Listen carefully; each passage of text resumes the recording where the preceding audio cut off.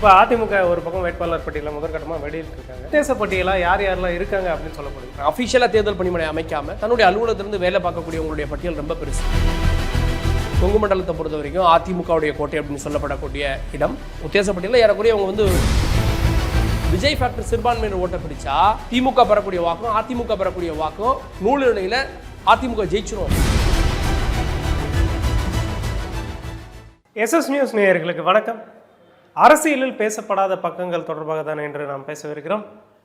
தற்போது அதிமுகவுடைய முதற்கட்ட வேட்பாளர் பட்டியல் வெளியாகி இருக்கிறது. இது தொடர்பாக பேசுவதற்காக நம்முடைய எஸ்எஸ் நியூஸ் நிர்வாக ஆசிரியர் திரு கார்கே அவர்கள் இணைந்திருக்கிறார். அவரோடு பேசலாம். வணக்கம் சார். வணக்கம். அதிமுகவுடைய முதற்கட்ட வேட்பாளர் பட்டியல் வெளியாகி இருக்கு. எடப்பாடி கே பழனிசாமி அவர்கள் வந்து 8வது முறையாக எடப்பாடியில் தொடர்ச்சியாக போட்டியிடுகிறார் அப்படின்னு சொல்லப்படுது. இந்த பட்டியலை எப்படி பார்க்குறீங்க?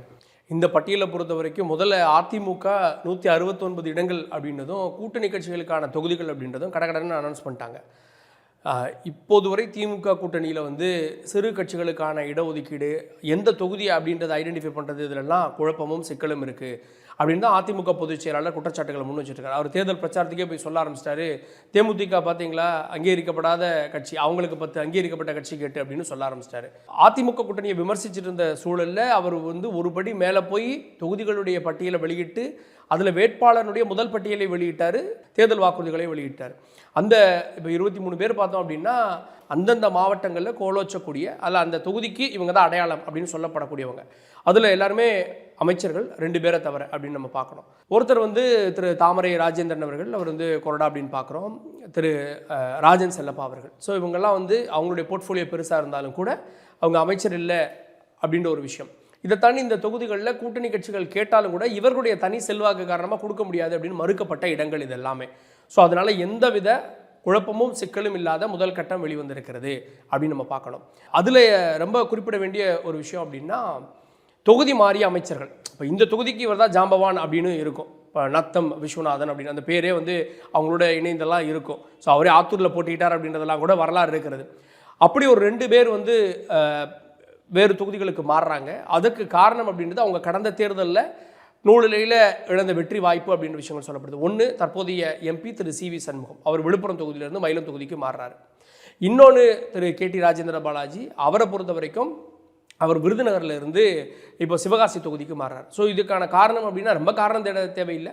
அங்கே இருக்கக்கூடிய சூழல்கள் இதெல்லாம் கருத்தில் கொண்டு அவர்கள் தொகுதி மாற விருப்பம் தெரிவித்திருக்கலாம். ஏன்னா ஒரு தொகுதியை பொறுத்த வரைக்கும் தொடர்ச்சியாக வந்து ஒருத்தர் வந்து 3 முறை வெற்றி பெற்றார் அப்படின்னாலே தனிப்பட்ட நபராக இருந்தாலும் கூட ஆன்டிகம்பன்சி அப்படின்றது இருக்கும் அப்படின்வாங்க. திரு துரைமுருகன் வந்து ரொம்ப டஃப் ஃபைட்டில் தான் ஜெயிச்சார். காட்பாடியினுடைய மிக மூத்த அரசியல்வாதி, அந்த தொகுதியில் அவர் தான் ஜெயிப்பார் அப்படின்னவரே தொடர்ச்சியாக இருக்கப்போ ஆன்டிகம்பன்சி இருக்கும் அப்படின்றது குறிப்பிடத்தக்கது. அது ஒன்று நம்ம பார்க்குறோம்.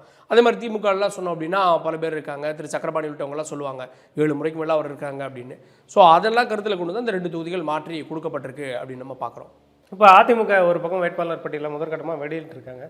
அடுத்து தொடர்ச்சியாக உத்தேச பட்டியலாக யார் யாரெல்லாம் இருக்காங்க அப்படின்னு சொல்லப்படுது. நமக்கு அதிமுக வெளிப்படையாக சொல்லலையே தவிர அந்தந்த தொகுதிகளில் வேலை பார்க்க ஆரம்பிச்சிட்டாங்க. அப்போது அந்தந்த தொகுதிகளில் ஒருத்தர் வேலை பார்க்குறாங்க அப்படின்னா செலவு செஞ்சு தேர்தல் பணிமனை அமைச்சு வேலை பார்க்குறாங்க. அஃபிஷியலாக தேர்தல் பணிமனை அமைக்காமல் தன்னுடைய அலுவலகத்திலிருந்து வேலை பார்க்கக்கூடியவங்களுடைய பட்டியல் ரொம்ப பெருசு.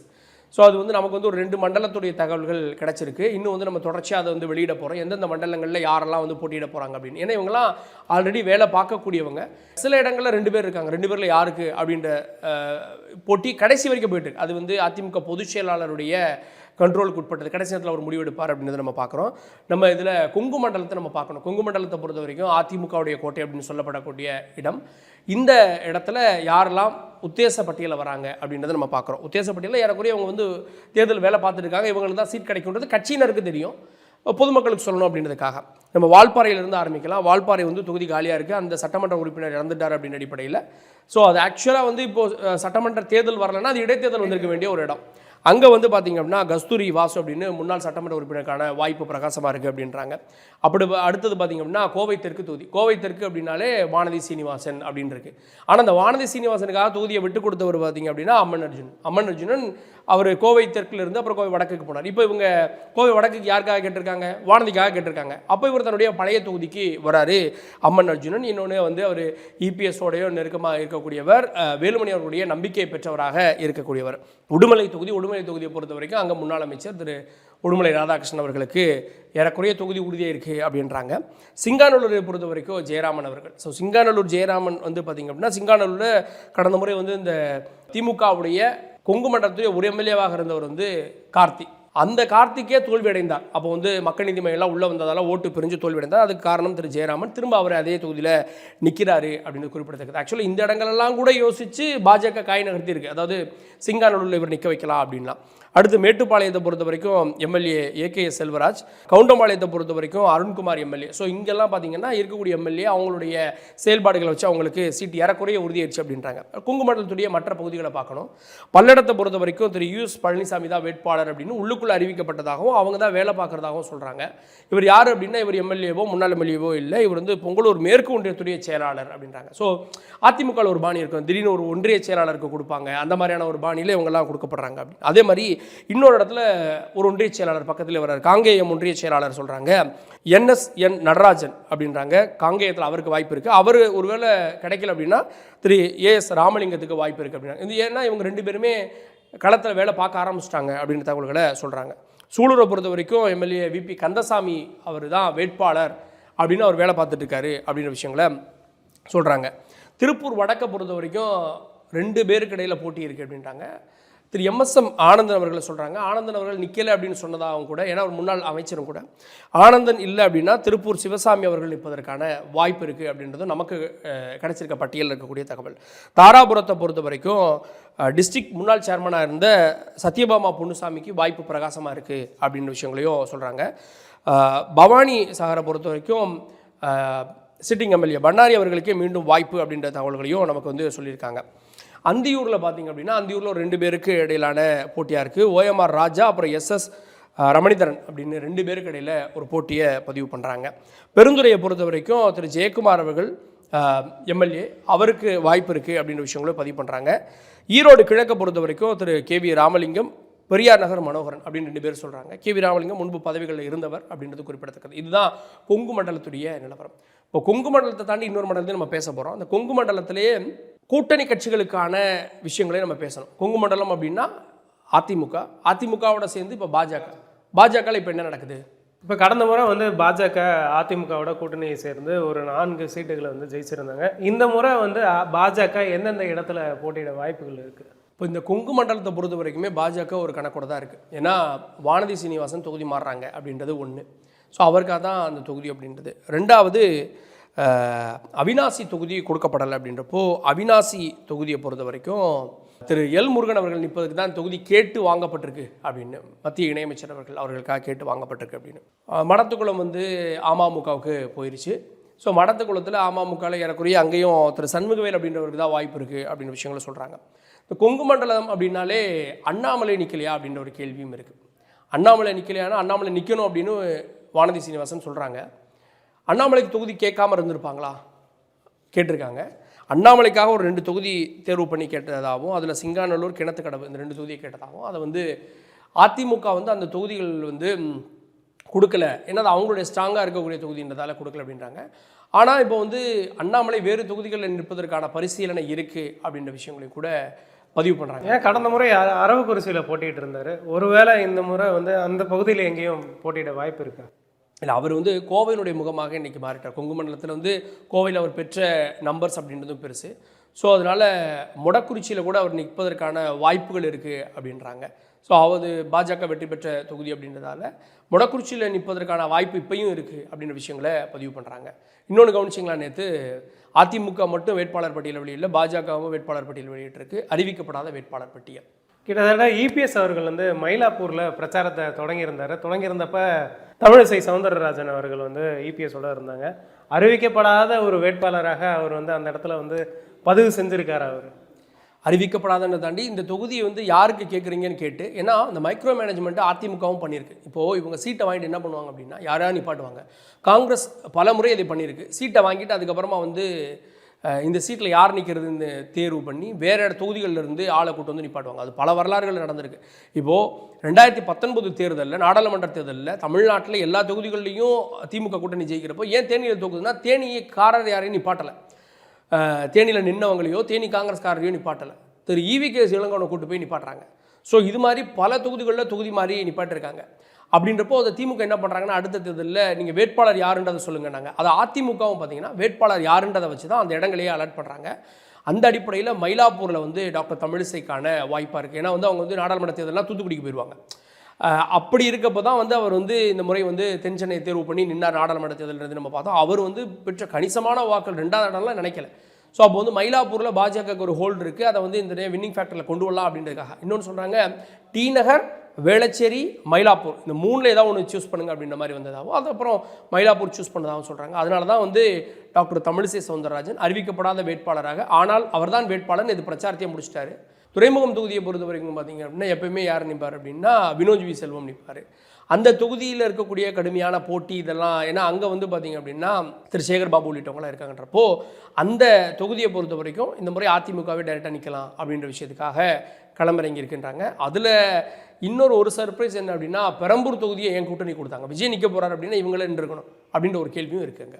இப்போ அதிமுகவுடைய சென்னை மண்டல வேட்பாளர்கள் யார் யாராக இருக்க வாய்ப்பு இருக்குது? சென்னை மண்டலத்தை பொறுத்த வரைக்கும் திருவொற்றியூரில் கார்த்திகா இருக்கும் அப்படின்றாங்க. அவர் முன்னாள் எம்எல்ஏவுடைய மகன் அப்படின்றது குறிப்பிடத்தக்கது. ஆர்கே நகரை பொறுத்த வரைக்கும் ராஜேஷ், அவர் மாவட்ட செயலாளர், எடப்பாடியோட அடிக்கடி போராட்டங்கள்லாம் அவரை நீங்கள் பார்க்கலாம். கொளத்தூரை பொறுத்த வரைக்கும் கிருஷ்ணமூர்த்தி. யார் இந்த கிருஷ்ணமூர்த்தி அப்படின்னா, ஓபிஎஸ் அணியில் இருந்தார்ல கொளத்தூர் கிருஷ்ணமூர்த்தி, அவர் தான் அண்மையில் ஓபிஎஸ் இங்கே வர அவர் அங்கே போக அப்படியே காட்சி மாறியதுன்றது குறிப்பிடத்தக்கது. அதனால் அவரே இந்த முறை நிற்கிறார் அப்படின்னு. ஏன்னா கொளத்தூர் வந்து ரிஸ்க் ஃபேக்டர் இருக்கக்கூடிய ஒரு தொகுதி. ஒரு முதலமைச்சர் எதிர்த்து நிற்கணும், அப்படி நிற்கிறவங்களுக்கான ஒரு இமேஜ் அப்படின்றது இருக்கும். ஸோ அந்த அடிப்படையில் திரு கிருஷ்ணமூர்த்தி அவர்கள் வந்து அங்கே போகிறாரு அப்படின்னு தான் சொல்கிறாங்க இப்போதைக்கு. வில்லிவாக்கத்தை பொறுத்த வரைக்கும் திருமங்கலம் மோகன், இவர் மாவட்ட செயலாளர் அப்படின்றது குறிப்பிடத்தக்கது. திருவிக நகரில் வந்து அதிமுக வேட்பாளர் ஒருத்தர் இருக்கதாகவும், அதே நேரத்தில் மறைந்த ஆம்ஸ்ட்ராங்குடைய மனைவியே அங்கே வந்து கூட்டணியாக வந்து களமிறங்கலாம், அதாவது பொற்கொடி ஆம்ஸ்ட்ராங் இருங்கலாம் அப்படின்னு அவருக்கும் கேட்கப்பட்டிருப்பதாக சொல்கிறாங்க. ஸோ இந்த தொகுதியில் மட்டும்தான் 2 குழப்பம் இருக்கிறது. ஏன்னா சர்ப்ரைஸாக கூட இவங்க இறங்க வாய்ப்பு இருக்குது. அங்கே இருக்கக்கூடிய இந்த சிம்பத்தி ஓட்ஸ் இதெல்லாமே அவங்க வாங்குவதற்கான ஒரு முயற்சியாக கூட இருக்கலாம் அப்படின்றாங்க. டி நகரை பொறுத்த வரைக்கும் சொல்லவே வேண்டாம், ஜஸ்ட் மிஸ்ஸில் அந்த வாய்ப்பு இழந்தவர் டி நகர் சத்யா.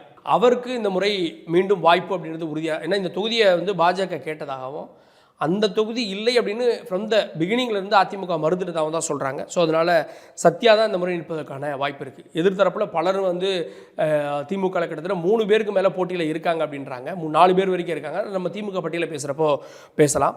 எழும்பூர் தொகுதியை பொறுத்த வரைக்கும் அபிஷேக் ரங்கசாமி அப்படின்றவர் வேட்பாளர் அறிவிக்கப்படக்கூடிய வாய்ப்பு இருக்குது அப்படின்றாங்க. ராயபுரம் முடிசூடா மன்னனாக திகழ்ந்த திரு ஜெயக்குமார் அவர்கள் இந்த முறை அதை எப்படி ஈடுகட்ட போகிறாரு, என்னை ஏன் கைவிட்டீங்கன்னு போய் மக்கள் உரிமையோடு கேட்குறாரு, என்னை ஏங்க கைவிட்டீங்க அப்படின்னு கேட்குறாரு. ஸோ ராயபுரம் எப்படி அப்படின்னு பார்க்கணும். ஏன்னா இந்த சென்னையில் பல தொகுதிகளில் கடந்த முறை வந்து பார்த்திங்கன்னா எதிர்பாராத தோல்வி ஏற்பட்டது. அதாவது முன்னாள் அமைச்சர் ஒரு சிலர் ஜெயிச்சிருவாங்க நினச்சோம், ஃபுல்லாகவே தோல்வியடைந்தாங்க. ஆன்டி இன்கம்பன்சி ஒரு காரணமாக இருந்தாலும் கூட பிஜேபி அதிமுக அந்த காம்பினேஷன் வந்து ஒர்க் அவுட் ஆச்சா அந்த தேர்தலில், ஏன்னா ஒர்க் அவுட் ஆகலை அப்படின்னு தான் ஜெயக்குமார் உள்ளவங்க சொன்னாங்க. அதை விஜய் ஃபேக்டர் உடைக்குன்றாங்க. விஜய் ஃபேக்டர் சிறுபான்மையினர் ஓட்டை பிரித்தா இந்த பக்கம் திமுக பெறக்கூடிய வாக்கும் அதிமுக பெறக்கூடிய வாக்கும் நூலிலையில் அதிமுக ஜெயிச்சிரும் அப்படின்ற ஒரு கணக்கும் வச்சுருக்காங்க.